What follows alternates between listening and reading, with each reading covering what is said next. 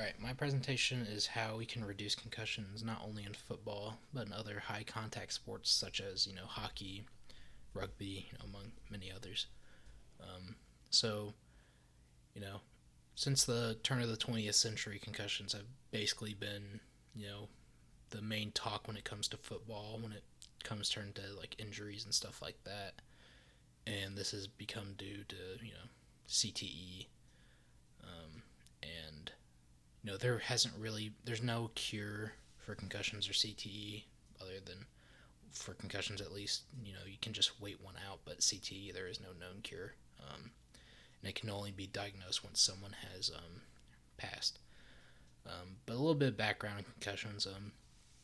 So concussions in sports weren't really a thing until the early 20th century when college football kind of began. At that point, there were no helmets, no real equipment regulations. So a lot of athletes were dying on the field because of head trauma injuries. That today would not even be. There's no way it could happen. Um, but around the turn of the 20th century, there became a high, worry factor because these retired athletes who 10 years in retirement, maybe in their 40s or 50s, whatever, were displaying advanced you know diseases such as Parkinson's, dementia, Alzheimer's, stuff like that, and they weren't sure why, but they knew it was because of concussions, but they didn't have anything to really go on. That is until 2005 when a publication was published, which basically was the start of what we know today as CTE when it was first found in Mike Webster, who is a football player.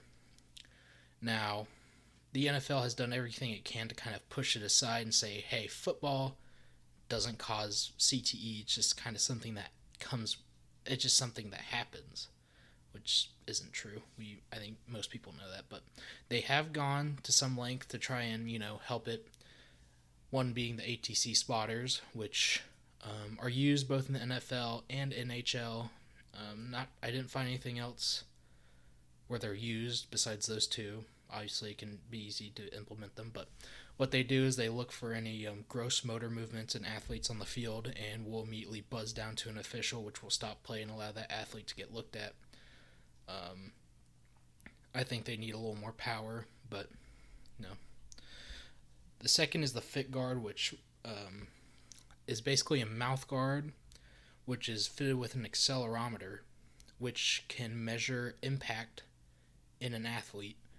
And basically it says, hey, it records an athlete's injury history, stuff like that, and it uses data to kind of measure how hard an athlete's hit. And then if it's high enough, it'll kind of buzz a tablet or some kind of mobile device used by a trainer or medical professional saying, hey, this guy or whoever may be at risk for a concussion, get them looked at. But yet again, doesn't really prevent concussions, only can help diagnose it. Same can be said about the AHEAD 300, which you can see on the right there in figure 1. It's a handheld device which uses sensor attached to the head, and it measures it has a kind of a baseline BFI, and uses a CI to kind of compare the two. And like I said, it helps diagnose concussions a lot better, because there doesn't have to be like a shown symptom in an athlete. It can kind of detect it while it's already in the brain. An athlete doesn't have to display the symptoms for them to diagnose it. The only known solution that can be really used to reduce a concussion rate, that isn't just better technique, what have you, is the Q collar, which is a collar that is FDA approved. That's important. And basically how it works is it fits kind of snugly around the sides of a person's neck, which allows increased blood flow to the brain and the head, which restricts movement when it comes to high impact hits.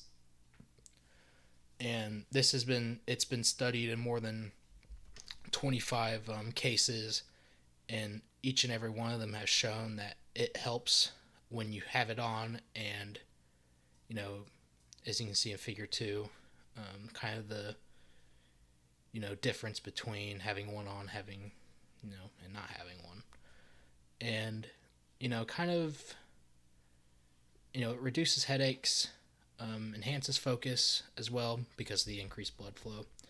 And with no real risk wearing one, it's kind of the only kind of detriment is the price, which I think is like $2.99, something like that. Which for the NFL and college teams is no problem, but when it comes to high school, and that's where that kind of becomes a problem. But the benefits, I think, outweigh cost issues, because obviously, or it can reduce concussions. Um, it allows athletes another layer of protection. Has that extra kind of peace of mind thing. And many athletes who have worn one swear by it that it works. Um, they feel a lot more. They feel a lot better after games. They're not as tired. They don't have as many headaches, and it allows them to play better, not knowing that they have it on. And there's the references down there, and that's the end of my presentation.